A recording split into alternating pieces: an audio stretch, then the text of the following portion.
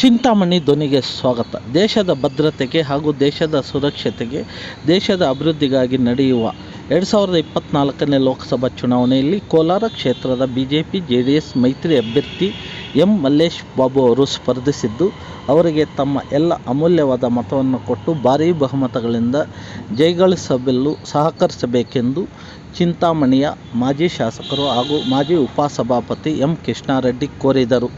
ಚಿಂತಾಮಣಿ ತಾಲೂಕಿನ ಪೆರ್ಮಾಚಿನಹಳ್ಳಿ ಗ್ರಾಮ ಪಂಚಾಯಿತಿ ಹಾಗೂ ಹಿರೇಕೆಟಗೇನಹಳ್ಳಿ ಗ್ರಾಮ ಪಂಚಾಯಿತಿಯಲ್ಲಿ ಹಮ್ಮಿಕೊಂಡಿದ್ದ ಜೆಡಿಎಸ್ ಮತ್ತು ಬಿಜೆಪಿ ಕಾರ್ಯಕರ್ತರ ಮುಖಂಡರ ಸಭೆಯಲ್ಲಿ ಮಾತನಾಡಿ, ನಮ್ಮ ಒಂದು ಅಮೂಲ್ಯವಾದ ಮತವನ್ನು ಮಲ್ಲೇಶ್ ಬಾಬು ಅವರಿಗೆ ನೀಡಿ ದೇಶದ ಭದ್ರತೆಯನ್ನು ಕಾಪಾಡಿಕೊಳ್ಳಬೇಕು ಎಂದು ಹೇಳಿದರು. ಈ ಸಂದರ್ಭದಲ್ಲಿ ಬಿಜೆಪಿ ಮುಖಂಡರಾದ ದೇವನಹಳ್ಳಿ ವೇಣುಗೋಪಾಲ್ ಮಾತನಾಡಿ, ರಾಜ್ಯ ಸರ್ಕಾರದ ವೈಫಲ್ಯಗಳ ಬಗ್ಗೆ ಜನರಿಗೆ ವಿವರವಾಗಿ ತಿಳಿಸಿದರು. ಈ ಸಂದರ್ಭದಲ್ಲಿ ಜೆಡಿಎಸ್ ಪಕ್ಷದ ತಾಲೂಕು ಅಧ್ಯಕ್ಷ ನಿಮ್ಮಿಂದಳ್ಳಿ ಬೈರೆಡ್ಡಿ, ಬಿಜೆಪಿ ತಾಲೂಕು ಅಧ್ಯಕ್ಷ ಗುಡಾರ್ಲಹಳ್ಳಿ ರಾಜಣ್ಣ, ಬಿಜೆಪಿ ನಗರ ಘಟಕ ಅಧ್ಯಕ್ಷ ಮಂಜುನಾಥಾಚಾರಿ, ಮುಖಂಡರಾದ ಕೊಂಗನಹಳ್ಳಿ ಜೆ.ಕೆ. ಶಿವಾರೆಡ್ಡಿ, ಪೆದ್ದೂರು ನಾಗರಾಜರೆಡ್ಡಿ, ಕೈವಾರ ಸುಬ್ಬಾರೆಡ್ಡಿ, ಬನಹಳ್ಳಿ ರವಿ, ತಳಗವಾರ ಪ್ರತಾಪ್, ಮಹೇಶ್ ಬೈ, ಪೆರ್ಮಾಚಿನಹಳ್ಳಿ ಗ್ರಾಮ ಪಂಚಾಯಿತಿ ಅಧ್ಯಕ್ಷರು ಹಾಗೂ ಉಪಾಧ್ಯಕ್ಷರು ಅಶ್ವತ್ಥಮ್ಮ, ಮೈಲಾಪುರದ ದೇವರಾಜ್, ಕೆಂದನಹಳ್ಳಿ ಹರೀಶ್, ಚನ್ನಕೃಷ್ಣಪ್ಪ ಹಾಗೂ ಹಿರೇಕೆಟಗೇನಹಳ್ಳಿಯ ಎಲ್ಲ ಜೆಡಿಎಸ್ ಮುಖಂಡರುಗಳು, ಕಾರ್ಯಕರ್ತರು ಹಾಗೂ ಸಾರ್ವಜನಿಕರು ಉಪಸ್ಥಿತರಿದ್ದರು. ಏನ್ ಮಾಡಿದ್ರು? ಮೊದಲು 4,000 ರೂಪಾಯಿ ಒಂದು ಯೂನಿಟ್ಗೆ 4,000 ರೂಪಾಯಿ ಇದ್ದು ಒಂದು ಯೂನಿಟ್ ಕರೆಂಟ್ ಬಿಲ್ ಇವತ್ತು 800 ರೂಪಾಯಿ ಮಾಡಿದ್ದಾರೆ. 4 ರೂಪಾಯಿ ಮತ್ತೆ ಗಂಡಸರ ಮೇಲೆ ಹೊರೆ ಬಿತ್ತು. ಕರೆಂಟ್ ಬಿಲ್ ಕಟ್ಟೋದು ಗಂಡಸರೇ. ನೀವೇನಿದ್ರೆ ಬರೀ ಫ್ರೀಸ್ ಮಾತ್ರ ನೀವು ತಗೊಳ್ಳೋದು, ಮಿಕ್ಕಿದ ನಮ್ಮ ಗಂಡನ ಪಾಪ ಎಲ್ಲ ತಗೊಂಡು ಕಟ್ಟೋದು ಅವರೇ. ಅದು ಕೂಡ ಅವ್ರ ಹೊರೆ ಮೇಲೆ ಅವ್ರ ಮೇಲೆ ಬಿತ್ತು. ಅಂದ್ರೆ ನಿಮ್ಮ ಮನೆಯ ದುಡ್ಡು ಎಲ್ಲ ನಿಮ್ಮದೇ, ನಿಮ್ಮ ಕುಟುಂಬದ್ದೇ. ಈ ರೀತಿ ತಗೊಂಡು ರೀತಿ ಕೊಡ್ತಾರೆ ಅಷ್ಟೇನೆ. ಇದರ ಫ್ರೀ ಸ್ಕೀಮ್ಗಳು ಅಂತೇಳಿ ಸೃಷ್ಟಿ ಮಾಡಿತು. ಜನಗಳಿಗೆ ಏನೋ ಒಂದು ಮೈಂಡ್ ಸೆಟ್ ಒಂದು ಇದು ಮಾಡಿ ಅದನ್ನೇನೋ ಮಾಡಿ ಒಂದು ಗೆಟ್ಕೋಬೇಕಾಗಿತ್ತು, ಆ ಪ್ರಣಾಳಿಕೆಗಳು ಮಾಡಿದ್ರು. ಮತ್ತೆ ಟ್ರಾನ್ಸ್ಫಾರ್ಮರ್, ಇವತ್ತು ಒಂದು ಬಡವರು ಒಂದು ಟ್ರಾನ್ಸ್ಫಾರ್ಮರ್ ಹಾಕೊಬೇಕು, ಒಂದು ಬೋರ್ ಹಾಕಿ ಒಂದು ಟ್ರಾನ್ಸ್ಫಾರ್ಮರ್ ಹಾಕೊಬೇಕಂದ್ರೆ ಮೊದಲೆಲ್ಲ ನಮಗೆ ಟ್ರಾನ್ಸ್ಫಾರ್ಮರ್ ಹಾಕೊಬೇಕಂದ್ರೆ 20,000 ರೂಪಾಯಿ ಇದ್ರೆ ಸಾಕಾಗಿತ್ತು. 20,000 ರೂಪಾಯಿ ಇದ್ರೆ ಒಂದು ಟ್ರಾನ್ಸ್ಫಾರ್ಮರ್ ಬರೋದು, ಒಂದು ಬೋರ್ ಹಾಕಿದ ತಕ್ಷಣ ಅದಕ್ಕೊಂದು ಕರೆಂಟ್ ಬರೋದಕ್ಕೆ ವ್ಯವಸ್ಥೆ ಇತ್ತು. ಇವತ್ತು ನೀವು ಒಂದು ಬೋರ್ ಹಾಕಿಸಿ ನೀವು ಒಂದು ಟ್ರಾನ್ಸ್ಫಾರ್ಮರ್ ಹಾಕೊಬೇಕಂದ್ರೆ 2 ಲಕ್ಷ ಆಗ್ತದೆ. ಆ 2 ಲಕ್ಷ ಇಲ್ಲಿಗೆ ಅಫಿಷಿಯಲ್ ಆಗಿ ಫೀಸ್ ಕಟ್ಟಬೇಕಾಗಿರೋ 2 ಲಕ್ಷ, ಅನ್ಅಫಿಷಿಯಲ್ ಆಗಿ ಫೀಸ್ ಕಟ್ಟಬೇಕಂದ್ರೆ 1.5 ಲಕ್ಷ ಎಕ್ಸ್ಟ್ರಾ ಲಂಚ ಕೊಡಬೇಕು. ಅಧಿಕಾರಿಗಳು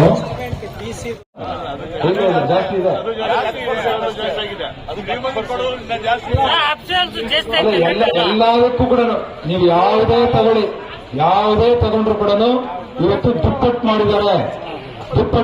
ಹಾಗಾಗಿ ನಾವೆಲ್ಲರೂ ಕೂಡ ಯೋಚನೆ ಮಾಡಬೇಕು. ಇಂಥ ದುಪ್ಪಟ್ಟು ಮಾಡಿ ಇವತ್ತು ಜನರಿಂದ ಕಿತ್ತು ಅದೇ ಹಣವನ್ನ ನಿಮಗೆ ಅಲ್ಪ ಸ್ವಲ್ಪ ನಿಮ್ಮ ಮನೆಗಳಿಗೆ ಕೊಡ್ತಕ್ಕಂಥದ್ದೇನಿದೆ, ಇವತ್ತು ಒಂದು ಕಡೆ ನಮ್ಮ ಮನೆಗಳಲ್ಲಿರ್ತಕ್ಕಂಥ ಗಂಡಸರ ಕಡೆಯಿಂದ ಕಿತ್ಕೊಂಡು 3,000 ಕಿತ್ಕೊಂಡ್ರೆ ನಮ್ಗೆ 2,000 ಕೊಡ್ತಾರೆ. ಇದು ಬೇಕಾಗಿರ್ಲಿಲ್ಲ.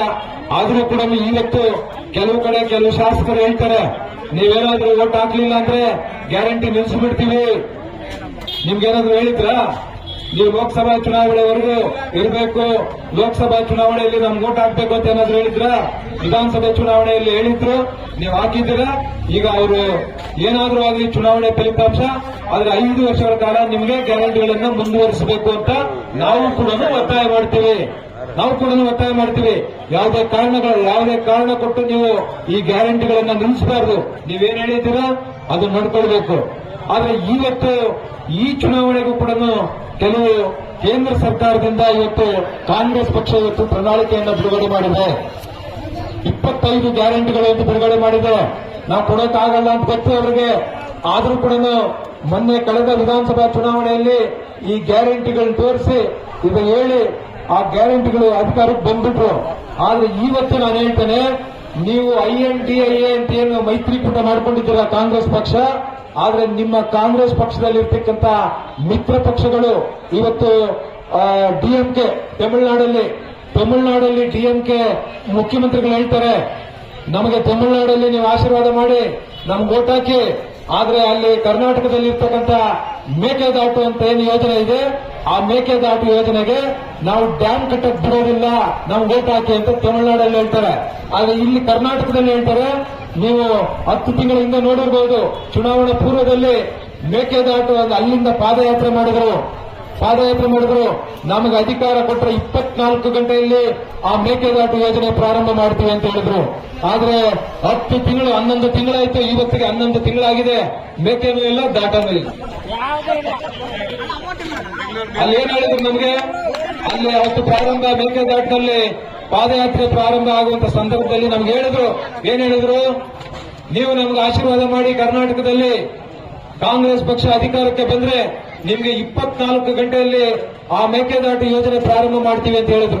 11 ತಿಂಗಳಾಯ್ತು, ಅದರ ಬಗ್ಗೆ ಒಂದು ಸಣ್ಣ ಪದ ಕೂಡ ಹೇಳ್ತಾ ಇಲ್ಲ, ಒಂದು ಸಣ್ಣ ಚಕಾರ ಕೂಡ ಎತ್ತುತ್ತಾ ಇಲ್ಲ.